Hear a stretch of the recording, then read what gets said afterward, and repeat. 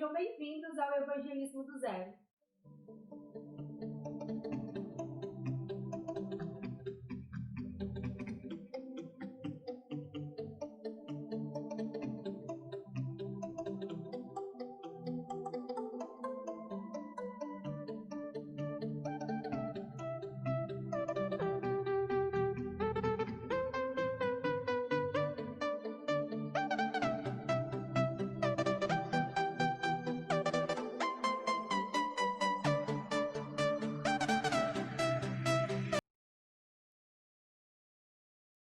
Então, eu quero compartilhar agora com vocês quais são, primeiro, os objetivos deste curso, tá?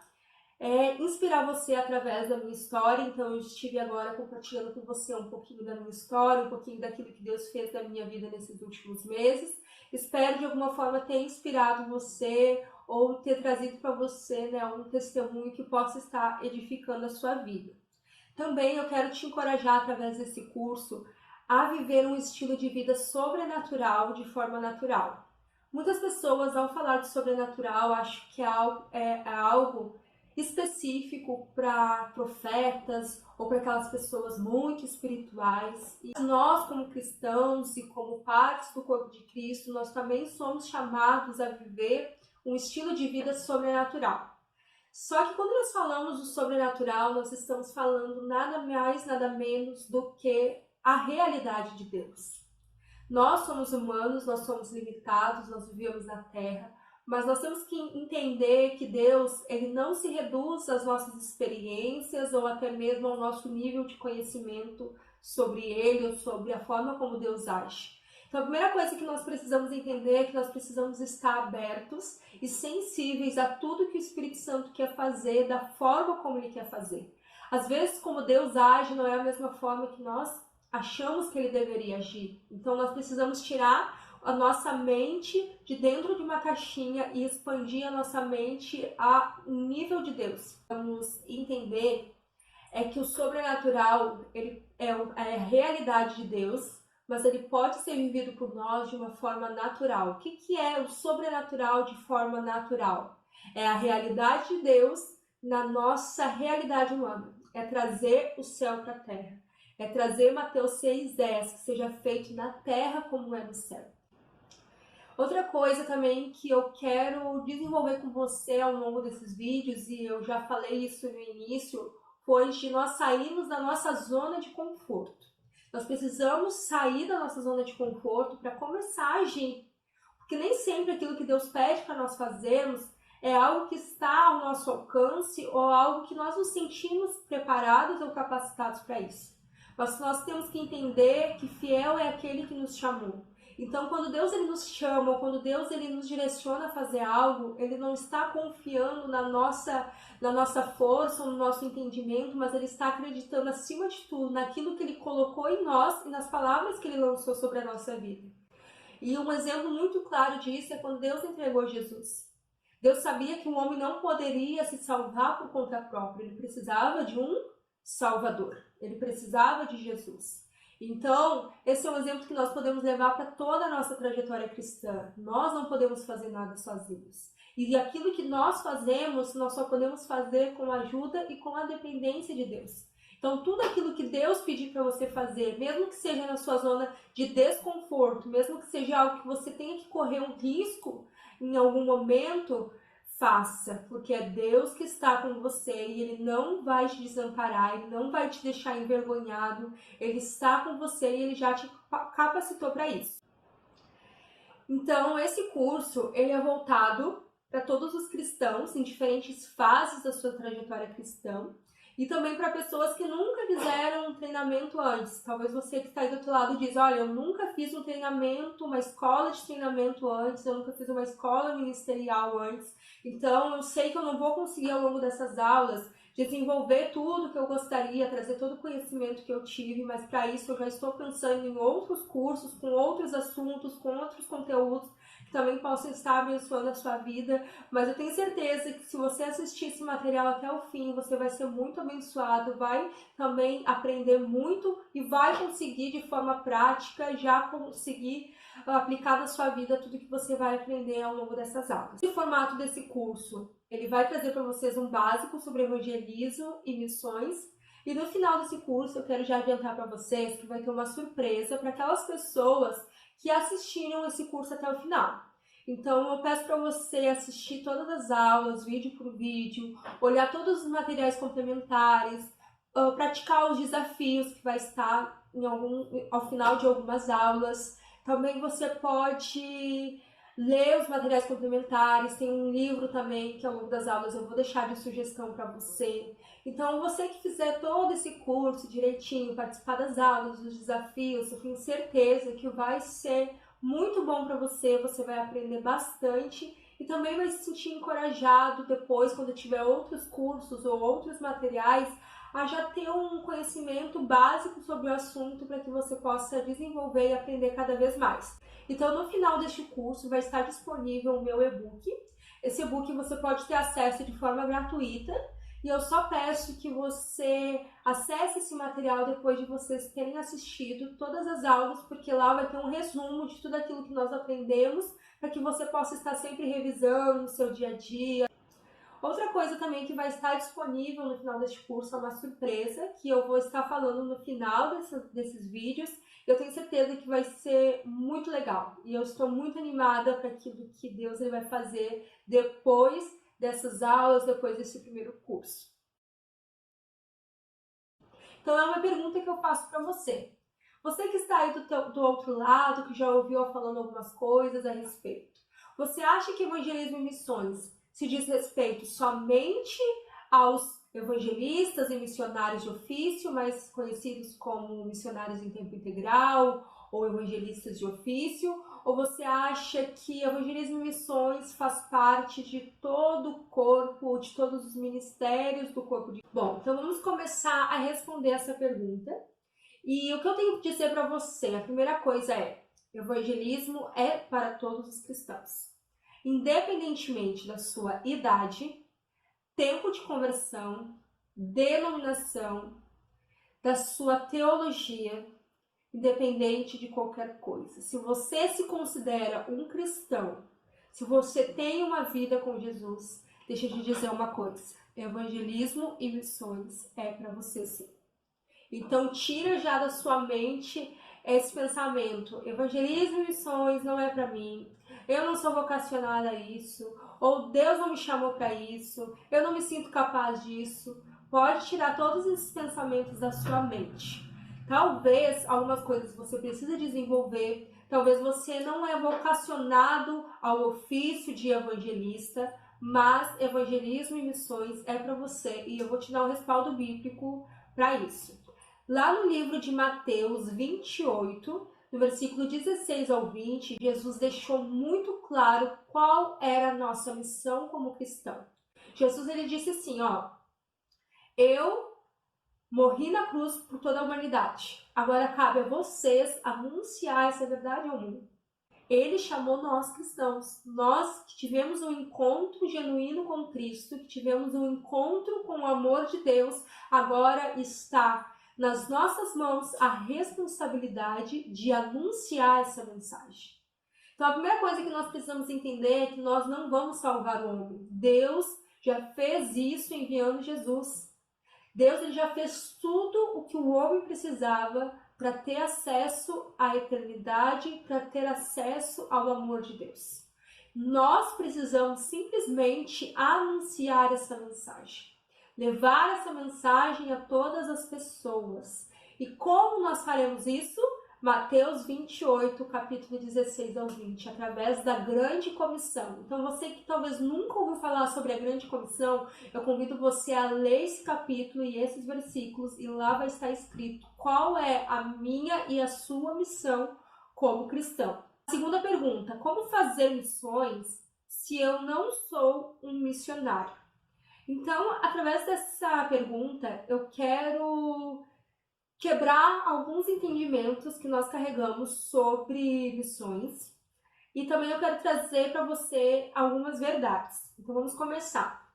Qual é o primeiro entendimento limitado que nós carregamos? Que missões são apenas viagens missionárias que algumas pessoas fazem, alguns missionários fazem, para outro local ou para outro país. E isso não é verdade, nós vamos ver ao longo do curso. Que missões não é somente isso, não é simplesmente você fazer uma viagem para outro local ou para outro país e falar de Jesus nesses lugares. Missões inclui isso? Inclui.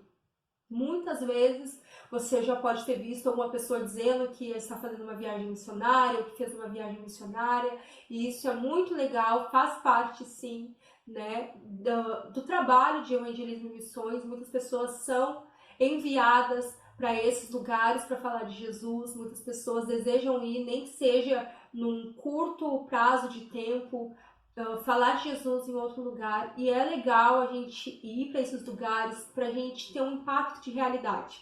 Eu sei que a minha primeira viagem que eu fiz, na primeira escola de treinamento que eu fiz, eu tive um impacto regional muito grande, porque às vezes a gente está tão limitado ao lugar que a gente vive, ao convívio que a gente tem, e a gente esquece que fora daquele convívio existe todo um resto, existe um mundo clamando por Jesus, existe pessoas sedentas em conhecer o Senhor, pessoas que estão lá nos bairros carentes, desde aquelas pessoas que estão lá dentro do Congresso Nacional, dentro das mesas de chefia de grandes empresas.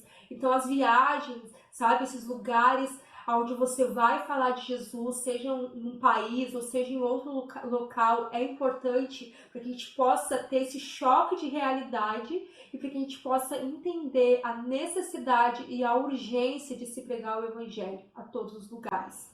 Então esse é o primeiro entendimento que nós precisamos ter sobre missões. O segundo entendimento, que muitas vezes nós carregamos de forma limitada, é que missões é somente para pessoas vocacionadas. Como eu falei no início desse vídeo, existem os 5 ministérios do corpo de Cristo, que você pode ler lá no livro de Efésios, a gente pode estar falando isso mais à frente, eu não vou me aprofundar nesse assunto aqui nesses vídeos, mas existem 5 ministérios no corpo de Cristo. O ministério apostólico, o ministério pastoral, o ministério evangelístico, o ministério de mestre e o ministério de profeta. Eu vou deixar aqui embaixo a referência, você pode estar lendo também e pesquisando mais sobre esse assunto. E então o ministério evangelístico, ele faz parte sim dos 5 ministérios. Nenhum ministério é mais importante ou melhor do que o outro. Todos andam lado a lado e todos unidos servem ao corpo de Cristo.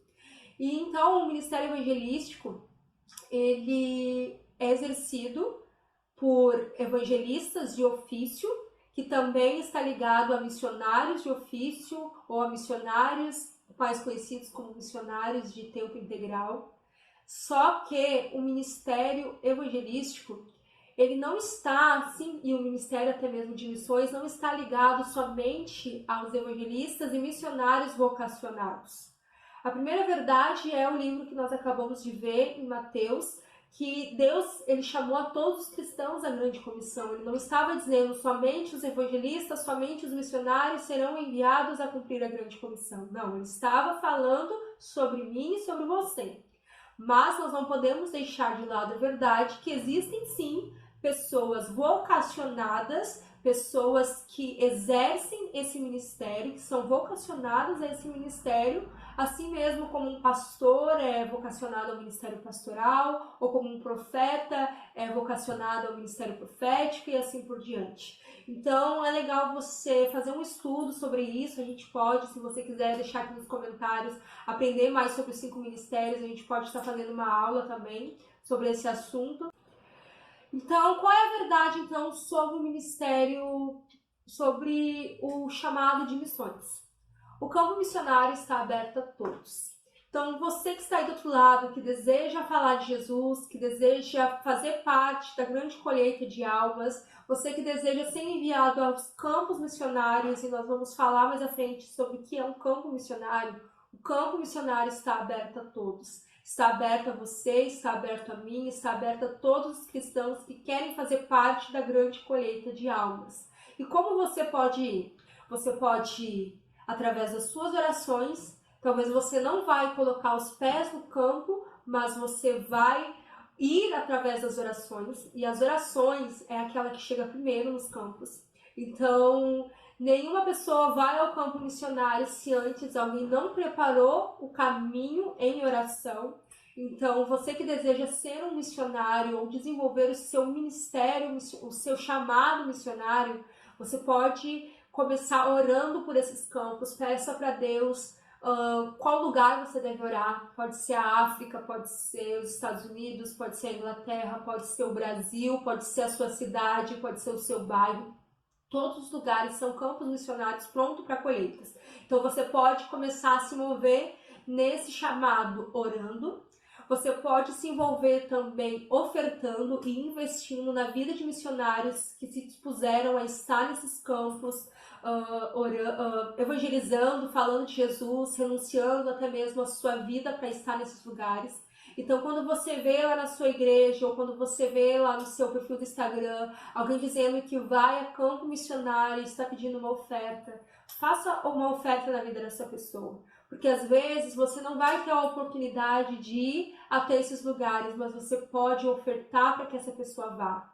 E quando você está ofertando, você está fazendo parte da grande colheita de almas e você está, de certa forma, contribuindo com aquilo que aquela pessoa está fazendo para o reino dos céus. Porque eu tenho certeza que todas as pessoas que se dispõem a ir a campo missionário, elas não estão fazendo algo legal ou algo que simplesmente elas querem fazer por vaidade. Elas estão fazendo por amor à causa do Evangelho. Então, quando você oferta na vida dessas pessoas, você também está contribuindo para que o reino de Deus se expanda, para que as pessoas conheçam cada vez mais a mensagem das boas novas, conheçam mais o amor de Deus.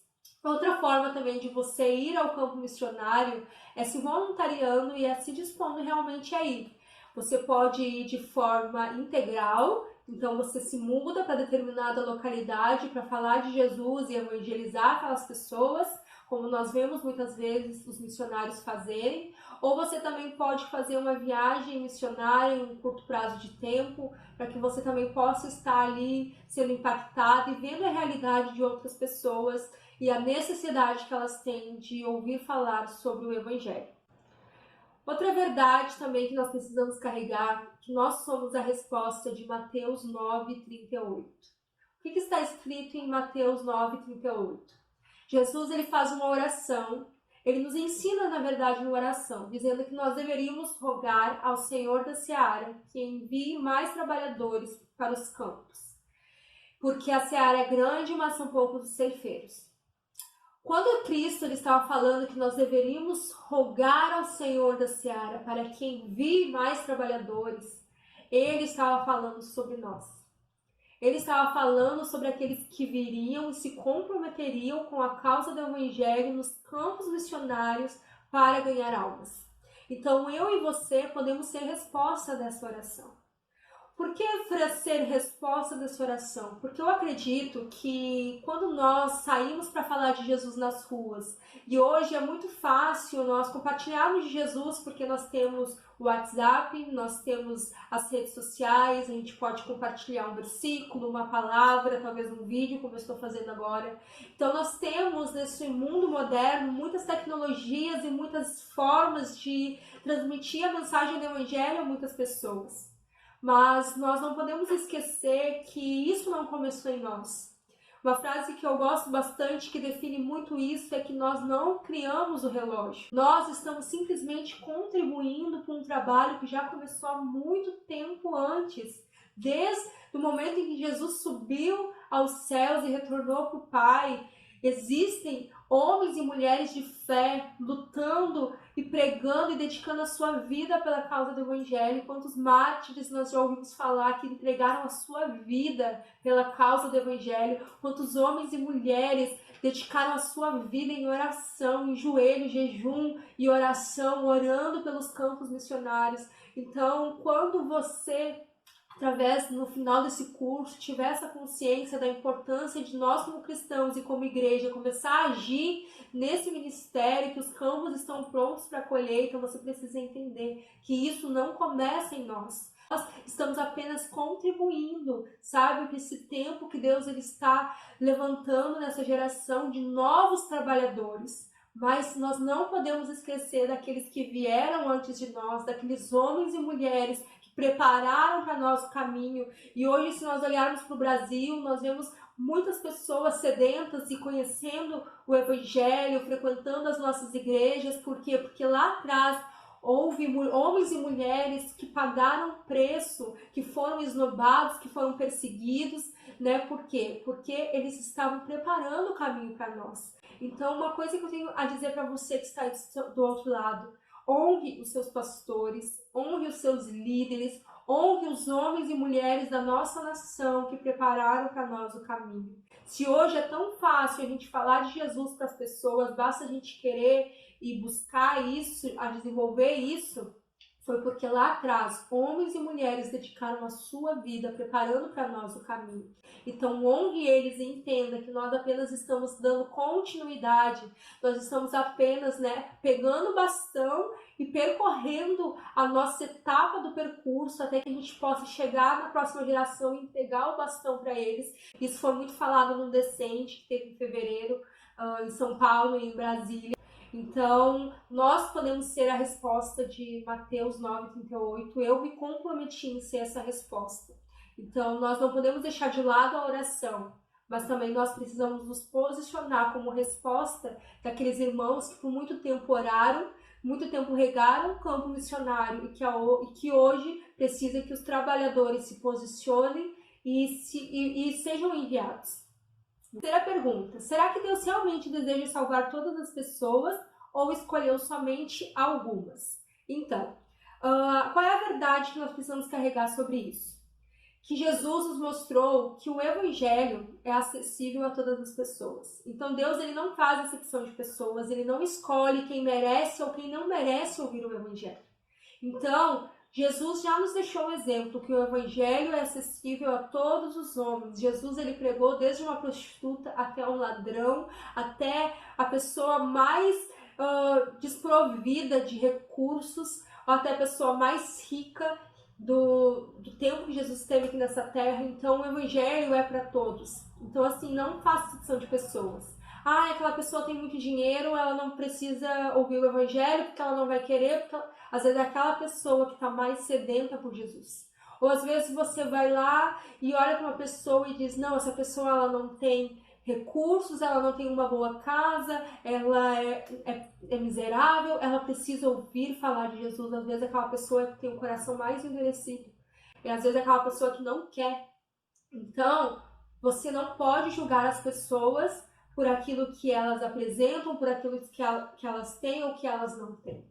Você deve ir com o coração aberto para amar e entender que o Evangelho é para todas as pessoas, independentemente da sua situação, do seu estado, do seu pecado.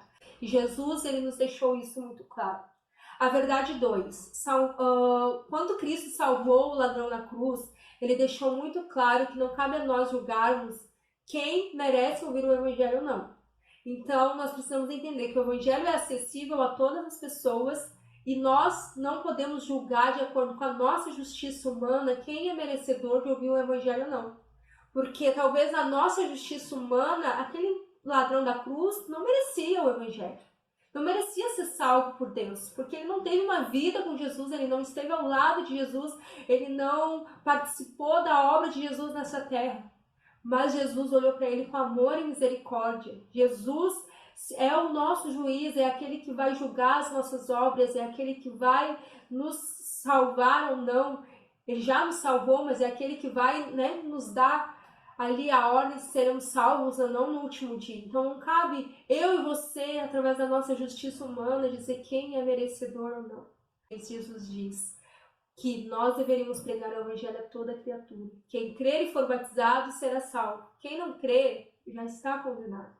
Então, nós não podemos ir e condenar as pessoas porque elas já estão condenadas sem Jesus.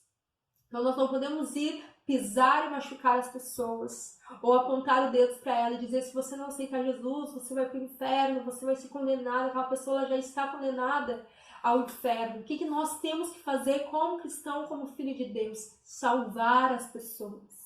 falar do amor de Deus às pessoas, levar a mensagem da salvação. E salvar, eu digo, não você ir e morrer no lugar delas ou pagar o preço que Cristo já pagou, mas você ir estender a sua mão e dizer, olha, tem um caminho para você, tem um futuro para você. Tem um futuro, talvez a sua visão está nas coisas terrenas, mas eu quero dizer para você que quando tudo isso acabar, quando a vaidade, quando a festa, quando os amigos se forem, existe alguém que está te esperando de braços abertos. É esse o nosso papel, anunciar a mensagem do Evangelho. Outra pergunta que eu escuto bastante também é o que fazer se a pessoa que eu vou pregar está em pecado? Os pecadores são o principal alvo do Evangelho. Deus ama os pecadores, Deus não ama o pecado, mas Deus ama os pecadores. Os pecadores são o principal alvo do Evangelho. Deus ama os pecadores, Deus não ama o pecado, mas Deus ama os pecadores. O bom pastor deixa as 99 e vai atrás daquela uma que se perdeu.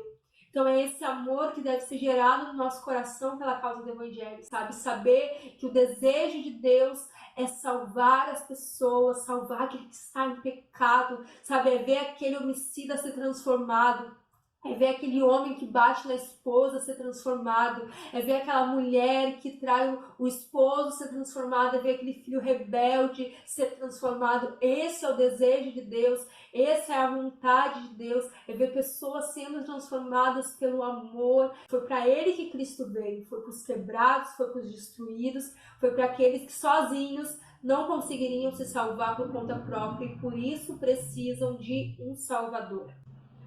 Outra coisa que nós precisamos entender, que está lá no livro de Romanos, no capítulo 5, no versículo 8, que Cristo nos amou quando ainda éramos pecadores. Ou seja, nós, assim como aquela pessoa que nós vamos pregar, também éramos pecadores. Mas nós fomos regenerados através de uma vida com Jesus. Então nós sozinhos não conseguimos andar em santidade se nós não andarmos ao lado daquele que é santo. Nós não podemos sozinhos nos salvar se nós não tivermos na nossa vida um Salvador. Então nós precisamos ter muita humildade quando nós vamos pregar o Evangelho às pessoas, seja alguém da nossa família ou seja um desconhecido. Porque nós não podemos colocar essa pessoa abaixo de nós. Nós não podemos ir como santos ou como os perfeitos ou como os melhores do que ela, porque isso vai acabar com o nosso evangelismo. Nós precisamos mostrar para as pessoas que nós somos iguais a elas. Nós somos pecadores, que nós precisamos de um Salvador. Outra verdade que nós precisamos entender é que o pecado não ofende Jesus e também não pode nos ofender. Isso mesmo. O pecado das pessoas não ofende Jesus. Jesus não é ofendido com o pecado, porque Jesus andou com os pecadores. Ele não fez o que os pecadores faziam, mas ele andava lado a lado dos pecadores. Ele sentava na mesa dos pecadores. E o pecado dessas pessoas não ofendiam Jesus. Então não pode nos ofender. Então, quando você for evangelizar, você vai ver muitas pessoas pecando, fazendo coisas erradas. E isso não diz que você deve fazer o mesmo. Não, eu vou lá fazer o mesmo, mas isso mostra que você deve amá-las como Jesus amou, independentemente do seu pecado. Quantas vezes na rua eu abordei uma pessoa para falar de Jesus e essa pessoa estava fumando, e simplesmente pelo fato de eu não me importar com aquilo que ela estava fazendo, e mesmo assim estar ali conversando com ela, olhando nos olhos dela e dizendo que ela era amada por Deus, o amor que eu estava demonstrando para aquela pessoa a constrangeu ao ponto de ela pegar o cigarro e tocar longe. Eu lembro também uma vez que eu estava na saída de uma festa evangelizando e tinha uma moça quase nua, com uma roupa muito curta, toda maquiada, e nós sentamos na frente daquela festa e começamos a conversar com ela. Ela começou a compartilhar comigo, com outros jovens que estavam do meu lado, a sua história, e ela ficou muito emocionada porque nós estávamos ali no meio de uma festa. Ela estava ali para esquecer um ex-namorado e nós paramos para ouvir, amar ela, independente da roupa, da forma como ela estava, e o nosso amor constrangeu tanto aquela menina que ela não conseguiu entrar na festa. Ela voltou para casa, nós colocamos ela dentro de um Uber. Então, o nosso amor precisa constranger as pessoas e não ofendê-las. Outra verdade que nós precisamos entender é que nós precisamos ir aonde o pecador está. Às vezes nós queremos que as pessoas venham até nós para que a gente evangelize. Às vezes nós queremos que as pessoas elas venham até a igreja para que a gente ore ou para que a gente fale de Jesus para elas. Mas nós precisamos entender que nós precisamos ir aonde as pessoas estão.